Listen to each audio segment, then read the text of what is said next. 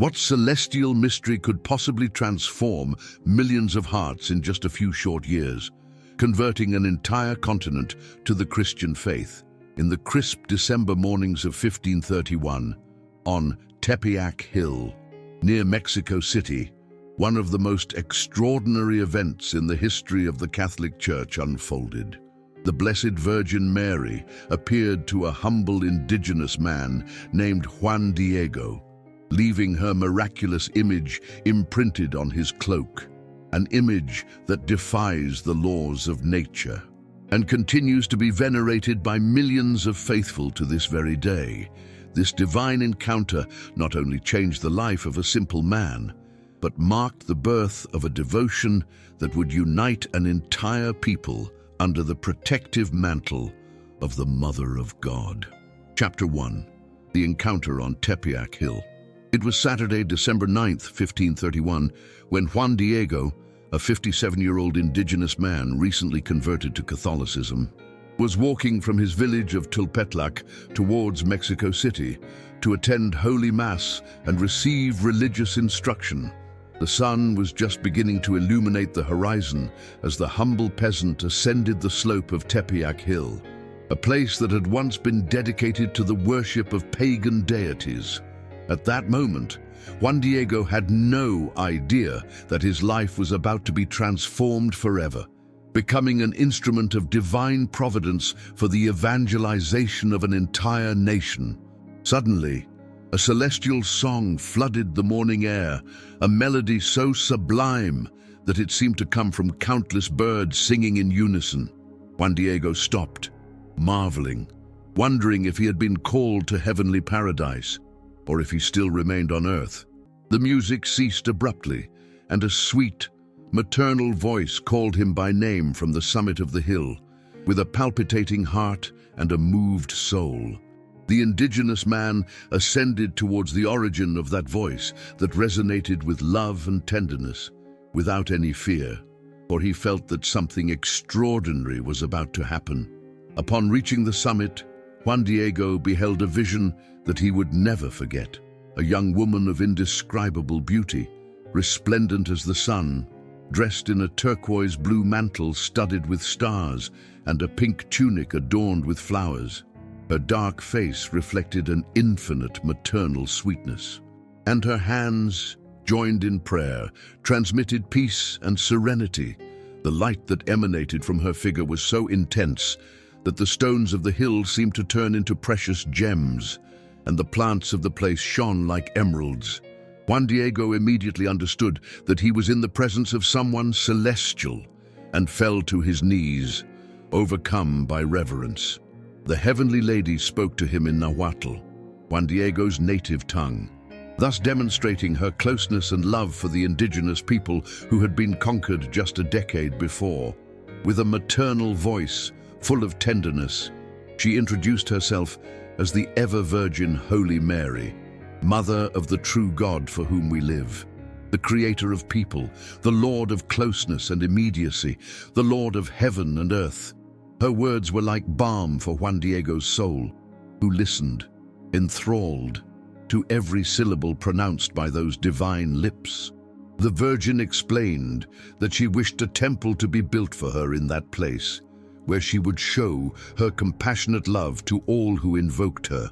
The Mother of God manifested her desire to be venerated on that hill precisely because she knew the pain and confusion that afflicted the indigenous people after the Spanish conquest. She promised them her maternal protection, assuring them that she would listen to their lamentations and remedy their miseries and sufferings.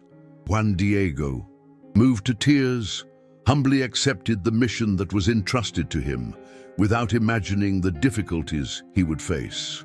That encounter on Tepeyac Hill marked the beginning of a series of apparitions that would change the spiritual face of the entire American continent, demonstrating that divine providence works through the simplest and most humble of heart.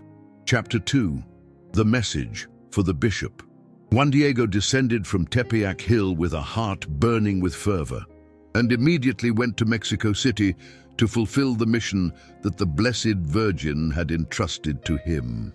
The road to the episcopal residence was long and full of obstacles for a simple indigenous man who did not enjoy any social privilege in that colonial society. Upon arriving at the palace of Bishop Friar Juan de Zumárraga, a Spanish Franciscan who governed the Diocese of Mexico, Juan Diego had to wait for hours before being received, because the servants and guards did not consider the visit of an unknown peasant who claimed to bring a celestial message to be a priority. Finally, after much insistence, Juan Diego was led into the presence of Bishop Zumárraga, a holy and prudent man, but also cautious of the superstitions that still prevailed among the newly converted indigenous people. With deep reverence and simplicity of heart, Juan Diego related everything he had experienced on Tepeyac Hill: the celestial song, the resplendent light, the beautiful lady who had presented herself as the Mother of God, and her request that a temple be built in that sacred place. The indigenous man transmitted each word with exactness, taking care not to omit any detail of the celestial conversation he had had that memorable morning. Bishop Zumárraga listened to the account attentively, but his face reflected incredulity and skepticism. As a prudent pastor of the church, he knew that he had to carefully discern between true divine manifestations and possible illusions or deceptions. He asked Juan Diego numerous questions about every aspect of the apparition, trying to find inconsistencies or signs of falsehood in his testimony. However, the sincerity and humility of the indigenous man were evident in every answer he gave, and his face radiated a peace that could not be feigned. Despite this, the bishop was not convinced and asked Juan Diego to return at another time, requesting him to ask the Heavenly Lady for some sign that would confirm the veracity of her message. Juan Diego left the episcopal residence with a saddened heart, feeling unworthy of the mission that had been entrusted to him. He thought that perhaps his humble condition and his lack of education were obstacles for the bishop to believe in his words. During the way back, he reflected on how he could better present the divine message, wondering if he should seek someone more illustrious and respected to transmit the petition of the Virgin Mary. Doubt began to sow uneasiness in his soul, but his faith remained firm, trusting that the Mother of God would know how to guide him in the following steps. As dusk settled, as Juan Diego ascended Tepeyac Hill once more to return to his village, the Blessed Virgin appeared to him a second time, at the same spot where she had appeared that morning. With the same maternal sweetness, she inquired about the outcome of his meeting with the bishop, listening patiently as Juan Diego recounted the disbelief he had faced. Overwhelmed, with tears in his eyes, Juan Diego pleaded with the Heavenly Lady to send someone more important, more respected, someone worthy of belief by the church authorities. But the Virgin Mary, with infinite tenderness, assured him that there were many messengers available, but that she had chosen him precisely for this mission, renewing his confidence and sending him back to the bishop the very next day. Beloved devotees of Our Lady of Guadalupe, tell us in the comments, from which country or city are you watching? And leave your Hail Mary to greet the Blessed Virgin of Guadalupe, our Heavenly Mother. May the Virgin of Tepeyac bless your home and your family. Chapter 3. Disbelief and Persistence. On Sunday, December 10th, before dawn, Juan Diego rose with renewed determination to fulfill the mission entrusted to him by the Mother of God. After attending Holy Mass at St. James Church, he once again set out for Bishop Friar Juan de Zumárraga's residence, carrying in his heart the encouraging words that the Virgin Mary had spoken to him the previous afternoon. This time, the wait was even longer, and the bishop's servants showed even less patience with the persistence of this indigenous man, who kept returning with the same extraordinary story. Finally, he was admitted again to the prelate's presence, who received him with greater reservation than before. Juan Diego once again recounted the apparition of the Blessed Virgin, insisting that she truly desired a temple to be built on Tepeyac Hill. Bishop Friar Juan de Zumárraga, exercising his pastoral duty to discern with prudence, questioned Juan Diego with more specific and detailed questions, seeking any sign of deception or confusion. He asked him to describe exactly the lady's appearance, her garments, her words, and the precise location of the apparition. Juan Diego answered each question with admirable precision and consistency, demonstrating that it was not an invention or a dream, but a real experience, deeply etched in his memory and in his heart. However, the bishop maintained his cautious stance and demanded from Juan Diego an unequivocal sign that would prove the authenticity of the apparitions. He specifically asked him to request from the Heavenly Lady some prodigy or extraordinary sign that would dispel all doubt about the truth of her message. The prelate was well aware of the dangers of excessive credulity, especially in an era where many pagan superstitions still influence the minds of the newly converted. He needed tangible proof to support the construction of such a significant temple in that place, which had previously been a center of idolatrous cults. Juan Diego humbly accepted to take this petition to the Virgin Mary, trusting that she would know how to respond according to her divine will. Bishop Friar Juan de Zumárraga, moved by a mixture of curiosity and pastoral prudence, secretly ordered some of his servants to follow Juan Diego, to verify his story, and to find out who this man really was and where he was going. The envoys discreetly followed the indigenous man for a stretch of the road, but upon reaching a bridge over a ravine near Tepeyac Hill, they completely lost track of him, as if Juan Diego had vanished into thin air, frustrated and confused. They returned to inform the bishop about this inexplicable event, which only increased the mystery surrounding the humble farmer's claims. When Juan Diego arrived at Tepeyac Hill that afternoon, he found the Blessed Virgin once again awaiting him with her maternal smile. He told her in detail about his second meeting with the bishop and the request for a sign that would confirm the authenticity of the apparitions. The Mother of God listened with infinite patience and asked him to return the next day, Monday, to the same place, promising that she would give him the requested sign to take to the bishop.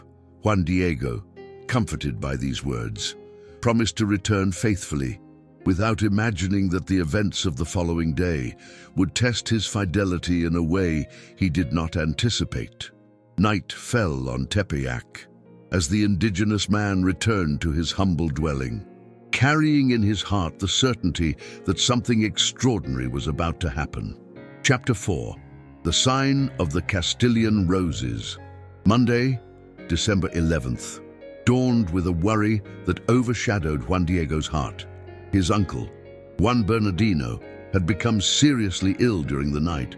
The old man was suffering from cloak, a pestilential fever that wreaked havoc among the indigenous population, and that frequently proved fatal.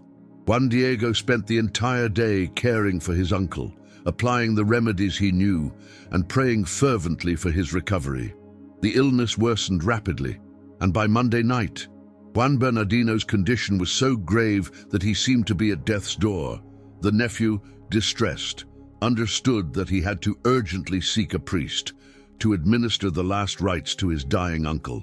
On Tuesday, December 12th, before dawn, Juan Diego hurried out of his house in Tulpetlac, heading towards Tlatelolco to find a confessor to attend to his agonizing uncle.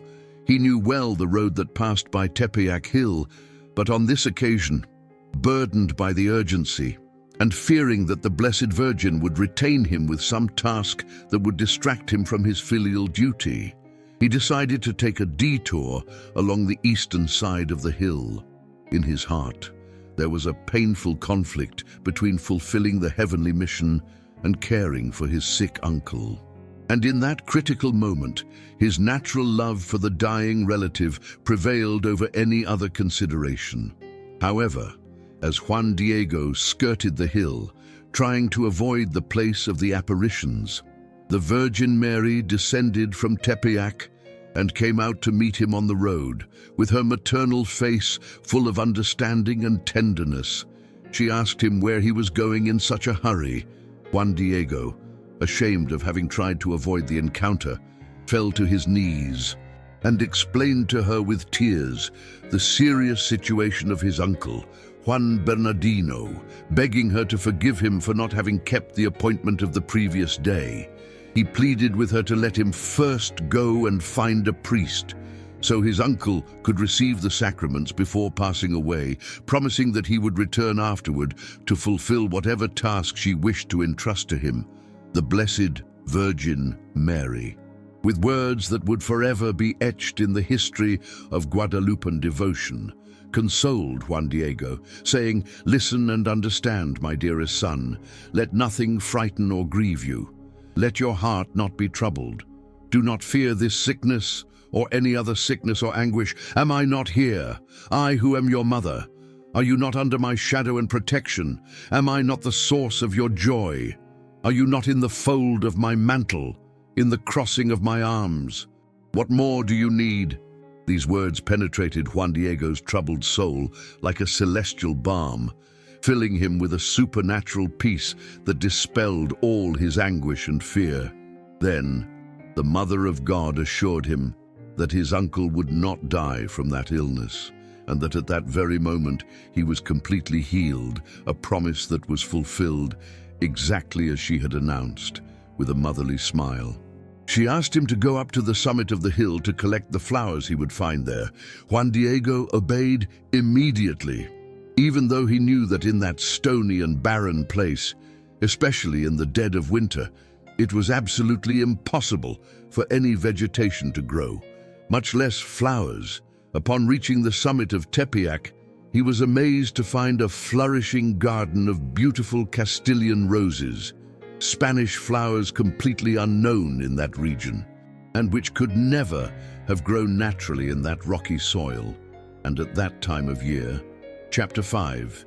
The Miracle of the Cloak. The roses that Juan Diego found on the summit of Tepeyac emitted a celestial fragrance and were covered in a glistening dew that looked like stardust. The indigenous man carefully cut them, following the instructions of the Blessed Virgin, marveling at the softness of their petals and the perfection of each flower.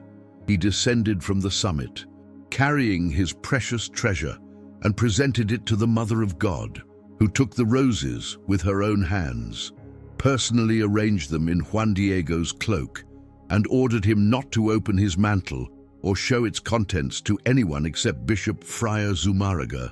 She warned him that these flowers were the requested sign and that he should deliver them personally to the prelate as proof of the truth of the apparitions.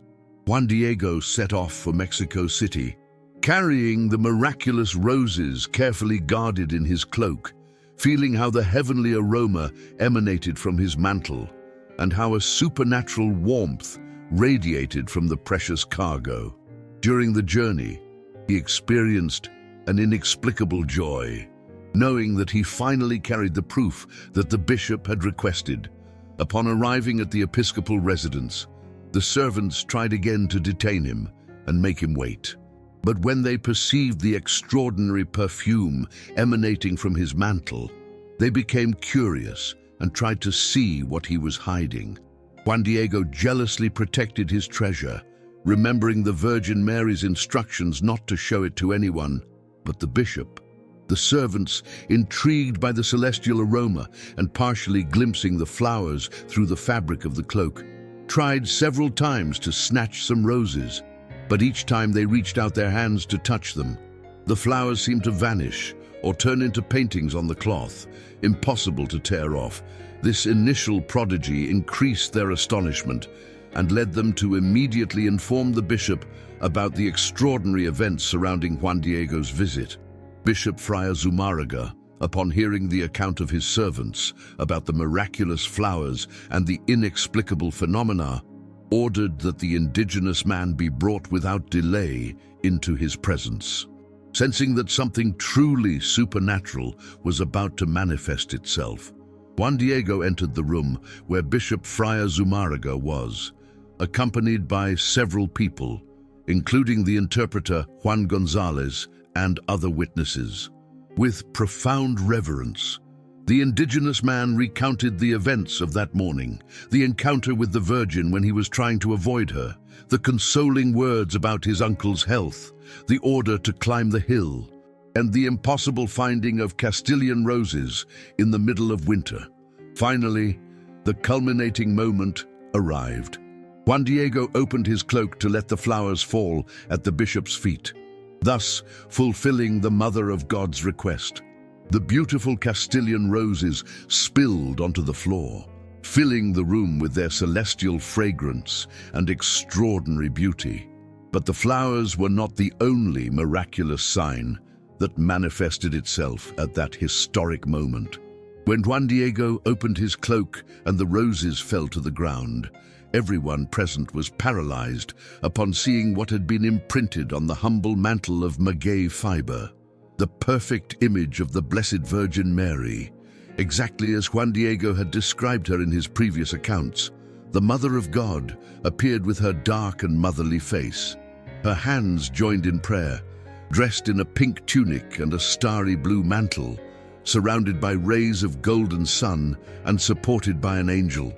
Bishop Friar Zumárraga fell to his knees weeping, immediately understanding that he was in the presence of a truly divine prodigy. All those present imitated his gesture, prostrated before the sacred image that defied all human explanation. Juan Diego's cloak, which should have deteriorated in a few years due to the perishable nature of the maguey fabric, had been transformed into a celestial canvas that would endure for centuries, bearing the image of the Mother of God for the comfort and conversion of countless souls. Chapter 6.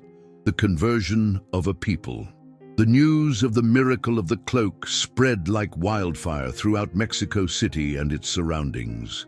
Bishop Friar Zumárraga, deeply moved by the prodigy he had witnessed, ordered that the sacred image be transferred with great solemnity to the provisional cathedral, where it was exposed for public veneration.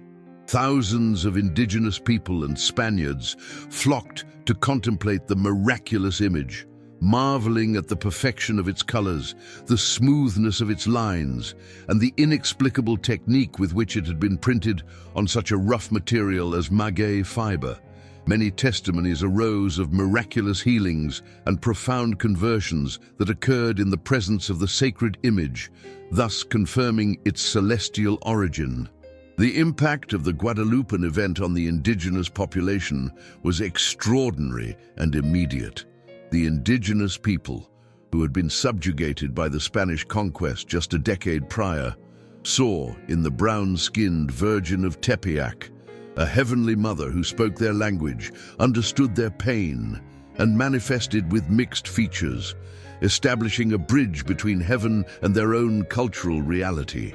The image of Our Lady of Guadalupe contained a message encoded in symbols that the indigenous people understood perfectly: the turquoise blue mantle, identifying divine royalty; the stars, representing the firmament; the angel, supporting her as a sign of her celestial dignity.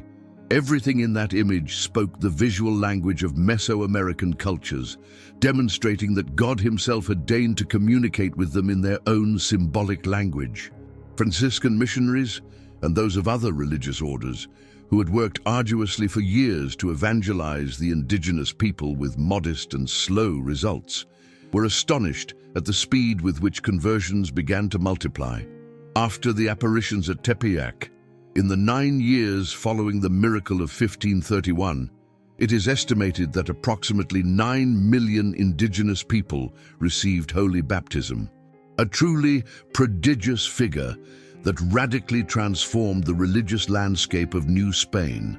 The Blessed Virgin Mary, with her maternal appearance and her miraculous image, had achieved in a few years what decades of human preaching had failed to accomplish, demonstrating that true evangelization is the work of divine grace. Juan Diego's own uncle, Juan Bernardino, personally experienced the healing power of the Mother of God. Just as the Virgin had promised Juan Diego, the elderly man received a visit from the Most Holy Lady in his sickbed, precisely at the moment when his nephew was conversing with her on Tepeyac Hill. The Virgin appeared to him, surrounded by celestial light, completely healing him of his serious illness, and revealing that she wished to be known and invoked under the title of the Ever-Virgin Holy Mary of Guadalupe. This name, which evoked the celebrated Marian shrine of Extremadura in Spain, established a spiritual link between the old world and the new, showing that the Mother of God is universal and maternal for all her children, without distinction. Bishop Friar Juan de Zumárraga faithfully fulfilled the desire expressed by the Blessed Virgin Mary and ordered the construction of a hermitage at the site of the apparitions. The first chapel, built quickly and simply, was solemnly inaugurated on December 26, 1531, just 2 weeks after the miracle of the tilma. The sacred image was transferred in solemn procession from the cathedral to its new sanctuary on Tepeyac Hill, accompanied by multitudes of faithful who sang, prayed, and shed tears of devotion. Juan Diego, a privileged witness to the apparitions, was appointed guardian of the hermitage, dedicating the rest of his life to caring for the sacred image and tirelessly recounting to pilgrims the prodigies he had witnessed. That humble hill, which had once been a center of pagan worship, was transformed into the spiritual heart of a continent, radiating graces and conversions that continue to this day. Chapter 7. The Mysteries of the Sacred Image. The cloak of Juan Diego, on which the image of Our Lady of Guadalupe was miraculously imprinted, has been the subject of countless scientific studies, confirming its supernatural character. The fabric, made with fibers of maguey or agave, is an extremely perishable material that under normal conditions disintegrates in approximately 20 years due to the natural acidity of the plant and to environmental agents. However, after almost 5 centuries of existence, Juan Diego's cloak remains intact, defying all natural laws of the conservation of organic materials. For the first 116 years, the image was exposed without any protection to the smoke of thousands of candles, to the direct contact of devotional objects, and to variable climatic conditions, and yet suffered no deterioration. The colors of the image present characteristics that science has not been able to explain satisfactorily.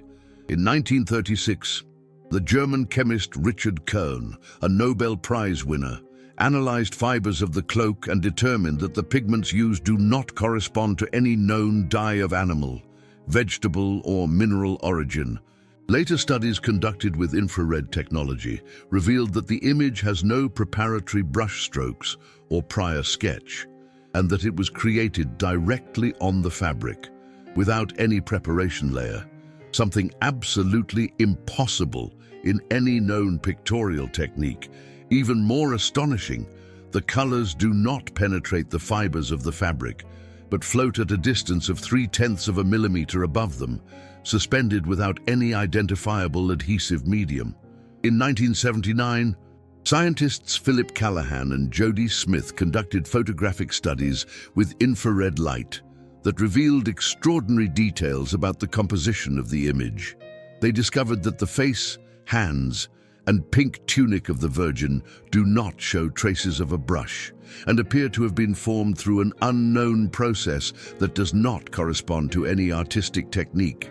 On the contrary, the angel holding the Virgin, the adornment of the mantle, the moon at her feet, and some rays of the glow show evidence of having been added later with human techniques, probably during the 16th or 17th centuries, as pious interventions that sought to embellish the original image even more. This difference between what is miraculous and what is humanly added can be clearly appreciated through specialized technical analysis. One of the most fascinating mysteries of the Guadalupan image is found in the eyes of the Virgin. In 1929, photographer Alfonso Marquez accidentally discovered that when examining the eyes of the image closely, he could distinguish the silhouette of a bearded man reflected in them. Later studies conducted with ophthalmoscopes and digitization techniques revealed that up to 13 human figures appear reflected in both eyes, corresponding to the people who were present at the moment when Juan Diego unfolded his cloak before Bishop Friar Juan de Zumárraga. This phenomenon, known as the Purkinje-Samson effect, exactly reproduces the three images that are formed in the human eye when it observes an object, something impossible to paint on a surface of less than 8 millimeters, as is the case with the eyes of the image. The Guadalupan image also contains a rich symbolism that speaks directly to the soul of the believer. The Virgin appears standing in a dynamic attitude as one who walks towards us to offer us her maternal love. Her hands joined in prayer teach us the fundamental attitude of the Christian before God. The brooch, in the shape of a cross at her neck, signifies her intimate union with Christ and her role as the mediatrix of all graces. The stars on her mantle represent the heavens, indicating that she is the Queen of heaven and earth. The angel supporting her identifies her as the one served by the heavenly hosts. Every detail of the image is an open book that continues to evangelize with its silent yet eloquent language, leading millions of souls to the knowledge and love of Jesus Christ through his Blessed Mother. Chapter 8. Devotion through the ages. From the very moment of her miraculous manifestation in 1531, the shrine of Our Lady of Guadalupe on Tepeyac Hill became the most important pilgrimage center in all of New Spain. The original small hermitage soon proved insufficient to house the multitudes of faithful who came daily to venerate the sacred image. This prompted the construction of increasingly larger and more worthy temples. In 1622, a more spacious sanctuary was built, and later, in 1709, the magnificent Baroque basilica was constructed, serving as the Virgin's home for more than 2 centuries. Each new temple testified to the incessant growth of a devotion that took root ever more deeply in the hearts of the Mexican people. The Guadalupan devotion accompanied all the crucial moments in Mexico's history. During the colonial period, the image of the Virgin of Tepeyac became a symbol of identity for all the inhabitants of New Spain, both indigenous, Creole, and mestizo, uniting under her maternal mantle, a society deeply divided by racial and social issues. Historical accounts record innumerable miracles attributed to the intercession of Our Lady of Guadalupe. Healings from incurable diseases, protection during devastating epidemics, liberation of captives, and extraordinary conversions. The people learned to turn to their Heavenly Mother in every need, trusting fully in her powerful intercession with God. In 1737, when a terrible epidemic of matlazahuatl, or typhus, threatened to decimate the population of Mexico City, the civil and ecclesiastical authorities solemnly proclaimed Our Lady of Guadalupe as the principal patroness of the viceroyalty's capital. The disease miraculously ceased shortly after this proclamation, confirming the intercessory power of the Virgin of Tepeyac. This event further strengthened popular devotion and established a precedent that would be repeated on numerous occasions. In the face of public calamities, the people turned to their Mother of Guadalupe with filial confidence, obtaining her maternal protection. The Guadalupan faith was passed down from generation to generation as the most precious treasure of Mexican families. During the Mexican War of Independence in the 19th century, the image of Our Lady of Guadalupe played a leading role on both sides of the conflict. Father Michael O'Malley, adapted from Miguel Hidalgo, carried a banner with the Guadalupan image at the beginning of the insurgent movement, while the royalist troops also invoked the Virgin of Tepeyac as their protector. Despite the political divisions and civil wars that shook Mexico during the 19th century, devotion to Guadalupe remained a unifying element for the Mexican people. Even in the most difficult periods of religious persecution, when churches were closed and the public practice of faith was forbidden, the faithful jealously guarded images of the Virgin of Guadalupe in their homes, remaining steadfast in their Catholic faith thanks to the protection of their Heavenly Mother. The 20th century brought new challenges and also new recognitions for the Guadalupan devotion. In 1945, Pope Pius V proclaimed Our Lady of Guadalupe as Empress of the Americas, extending her patronage to the entire American continent.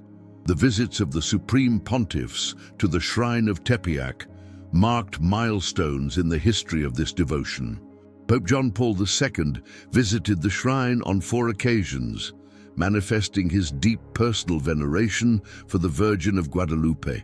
In 1976, the new Basilica of Guadalupe was inaugurated, a modern temple with a capacity for 10,000 people, where the miraculous cloak can be venerated by millions of pilgrims every year.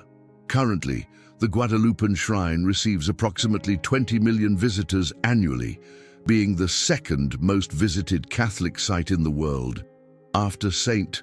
Peter's Basilica in Rome. Chapter 9. Patroness of the Americas. The official recognition of Our Lady of Guadalupe as Patroness of the entire American continent culminated a process of devotional expansion that had begun from the very moment of her apparition in 1531. Although the Guadalupan devotion was born in Mexican lands, her maternal and universal message resonated quickly in the hearts of the inhabitants of other regions of America. The missionaries, traveling from Mexico to the north and south of the continent, carried with them reproductions of the miraculous image, planting the seed of the Guadalupan devotion in distant lands.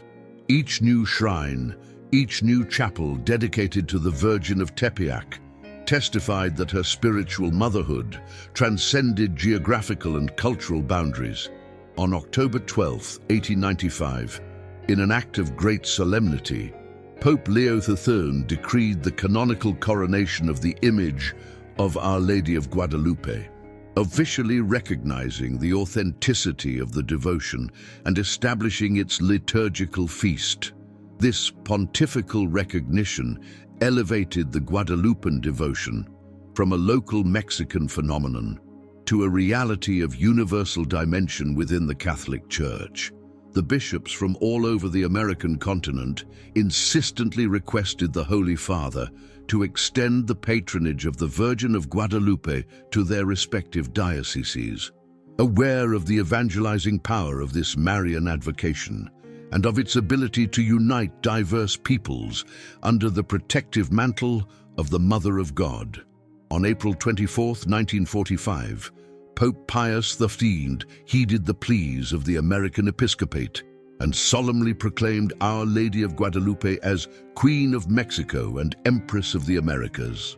In his decree, the Holy Father recognized that the Virgin of Tepeyac had been a providential instrument for the evangelization of the American continent, and that her miraculous image continued to be an inexhaustible source of conversions and spiritual graces.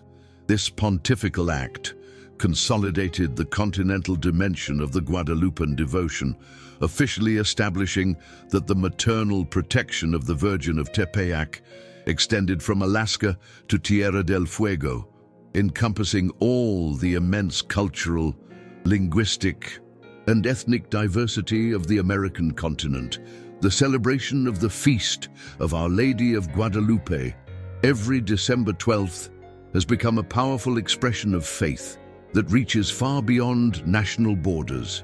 In cities across the United States with large Hispanic populations such as Los Angeles, Chicago, New York, or Houston, thousands of faithful flock to churches dedicated to the Virgin of Guadalupe to celebrate her feast day with solemn masses, processions, and nighttime pilgrimages that recreate the spirit of faith of the Mexican people. In countries throughout Central and South America, Guadalupan devotion has taken deep root. It's common to find images of the Virgin of Tepeyac in churches, homes, and public places. This geographic expansion of devotion confirms the prophetic nature of the words the Virgin spoke to Juan Diego.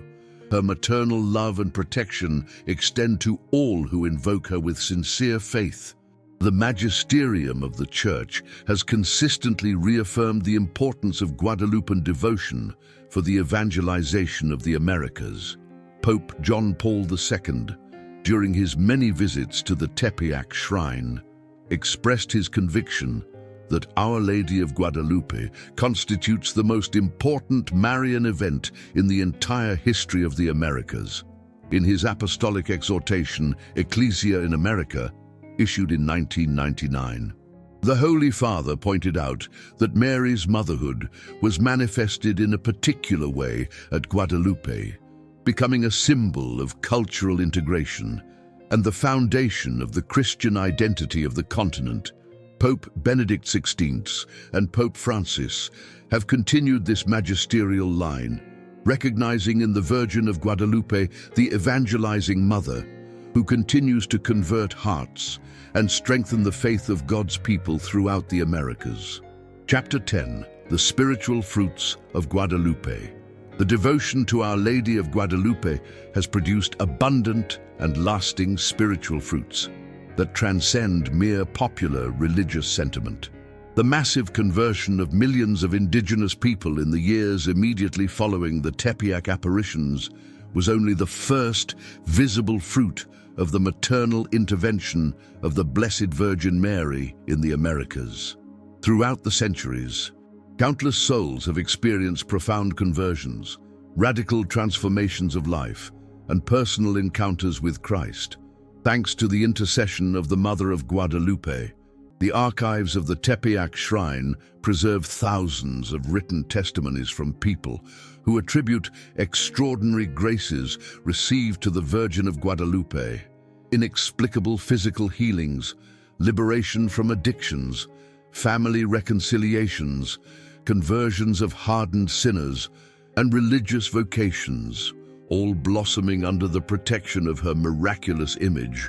The flourishing of priestly and religious vocations under the protection of Our Lady of Guadalupe constitutes one of her most precious fruits for the Church. From the first missionaries who evangelized New Spain, to the numerous saints and blessed that Mexico has given to the universal Church, Guadalupan devotion has been a constant inspiration for generous dedication to the service of God and neighbor. Saints like Philip of Jesus, the first Mexican martyr, or Rafael Guisar y Valencia, a missionary bishop, lived their priestly consecration under the maternal protection of the Virgin of Tepeyac. Religious congregations founded in Mexico have carried Guadalupan devotion to the 5 continents, establishing shrines, schools, hospitals, and charitable works. Inspired by the maternal love that the Blessed Virgin Mary showed at Tepeyac, the social dimension of Guadalupan devotion has generated abundant fruits in works of charity and service to those most in need. Following the example of the Blessed Virgin Mary, who deigned to appear to a poor and marginalized indigenous man, thus demonstrating her predilection for the humble and the little ones, countless charitable institutions have arisen under her patronage. Hospitals that provide free care to the poor, nursing homes for the abandoned elderly, soup kitchens for the homeless, rehabilitation centers for addicts, schools for children from low-income families. All these works of mercy frequently bear the name of Our Lady of Guadalupe, testifying that true Marian devotion necessarily leads to concrete service of neighbor, especially the most vulnerable and forgotten members of society. The evangelizing power of the Guadalupan image continues to be active in our days, reaching people of all ages, cultures, and social conditions. Young people who had abandoned religious practice rediscover faith, as they gaze upon the maternal look of the Virgin of Guadalupe. Agnostic intellectuals find in the scientific mysteries of the tilma convincing arguments that open their minds to the possibility of the supernatural. Sinners burdened with guilt experience divine mercy as they confidently approach her who is the mother of divine grace. The image of Tepeyac, silent yet eloquent, continues to proclaim the gospel with a language that transcends words, touching hearts directly and leading souls to a transformative encounter with Jesus Christ. Guadalupan devotion has also strengthened the sacramental life of the faithful, especially participation in the Eucharist and the sacrament of reconciliation. The great pilgrimages to the Tepeyac shrine always culminate with the celebration of Holy Mass, the center and summit of Christian life, where pilgrims renew their baptismal covenant and receive the body and blood of Christ. The confessionals of the shrine attend daily to thousands of penitents who, moved by the grace of conversion obtained before the miraculous image, desire to reconcile with God and reorient their lives according to the gospel. These sacramental fruits demonstrate that true Marian devotion is not a substitute for a personal relationship with Christ, but a privileged path that leads to the Son through the Mother, according to God's saving plan. Chapter 11. Juan Diego, the faithful messenger. Juan Diego Cuauhtlatoatzin was born approximately in the year 1474 in Cuautitlan, a town near Lake Texcoco, belonging to the Aztec Empire. His original name, Cuauhtlatoatzin, means the one who speaks like an eagle in the Nahuatl language, reflecting the culture and traditions of his native people. He lived the first 50 years of his life as a humble laborer, married to Mary Lucy, sharing the indigenous religiosity of his time. The Spanish conquest of 1521 and the arrival of the Franciscan missionaries radically transformed his existence. Around 1524 or 1525, Juan Diego and his wife received holy baptism, embracing the Catholic faith with sincerity and fervor, adopting their Christian names. At that time, Juan Diego's life as a Christian was marked by deep piety and an exemplary faithfulness to religious practices.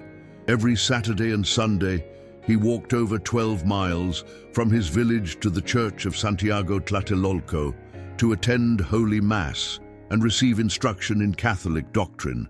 This perseverance in traversing long distances on foot, overcoming fatigue and hardships, reveals the authenticity of his conversion and the spiritual hunger that drove him. Following the death of his wife, Emily Lucia, around 1529, Juan Diego moved in with his uncle, Ben Valentine, into Tepeyac, dedicating himself with even greater intensity to prayer and deepening his understanding of the faith he had embraced. His simple life, characterized by manual labor, voluntary poverty, and a sincere search for God, providentially prepared him for the extraordinary encounter that would change his life and the history of an entire continent. The apparitions of the Blessed Virgin Mary in December of 1531 marked the culmination of Juan Diego's life, but also the beginning of a new chapter of humble and faithful service after the miraculous image was transferred to the hermitage built on Tepeyac Hill. Bishop Friar Juan de Zumárraga appointed Juan Diego as the guardian of the sanctuary, a responsibility the indigenous man accepted with profound humility for the next 17 years. Until his death in 1548, Juan Diego lived in a small house next to the hermitage, dedicating all his time to caring for the sacred image, keeping the sanctuary clean, and above all, tirelessly sharing his testimony with the thousands of pilgrims who came daily.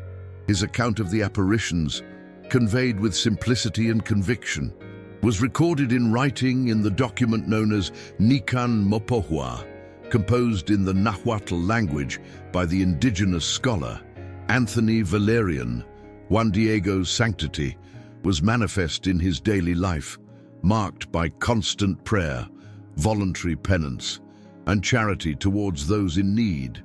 He slept on a mat, fasted frequently, and dedicated long hours to contemplation before the image of the Blessed Virgin.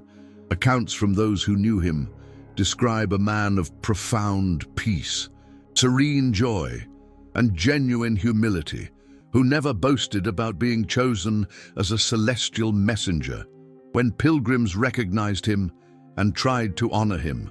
Juan Diego redirected all attention to the Virgin Mary, reminding them that he was merely an unworthy instrument of divine mercy. His attitude of hidden service and his rejection of any human honor testify to the authenticity of his mystical experience and the depth of his inner life. Juan Diego passed away on May 30th, 1548, at the approximate age of 74, spiritually attended by the Franciscan friars whom he loved so much. He was buried in the hermitage of Tepeyac, next to the miraculous image that he had faithfully guarded for almost 2 decades. His tomb immediately became a place of popular veneration, although it was not until the 20th century that the Church formally began his canonization process. On May 6, 1990, Pope John Paul II declared him blessed during his second visit to Mexico, and on July 31, 2002, during his 5th pilgrimage to the Guadalupan shrine, the same pontiff solemnly canonized him, recognizing the heroism of his virtues and his exemplary sanctity. Saint Juan Diego Cuauhtlacoatzin, the humble messenger whom the Blessed Virgin Mary chose to manifest her maternal love, became the first indigenous saint of the Americas, a model of simplicity, obedience, and fidelity for all Christians on the continent. Chapter 12. Prayer to Our Lady of Guadalupe. O Immaculate Virgin of Guadalupe, Mother of the true God, through whom we live, we come to you confidently, as your little children, recognizing your maternal love that was gloriously manifested on Tepeyac Hill. You who deigned to appear to the humble Juan Diego and leave your miraculous image imprinted on his cloak for the comfort of all the people of the Americas. Extend your protective mantle over us and deliver us from all evil. You who asked your messenger if he was not under your shadow and protection, allow us to experience today the certainty of your maternal presence in our lives. You are the source of our joy and a safe haven in all our tribulations. That is why we implore you with sincere faith to intercede for us before your Son, Jesus Christ, our Lord and Redeemer.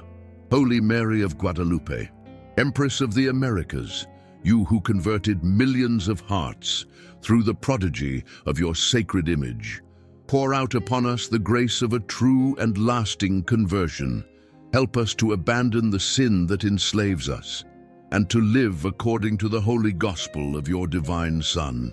Strengthen our faith when doubts assail our hearts, rekindle our hope in times of trial, and ignite in us the fire of divine love that burns eternally in your immaculate heart.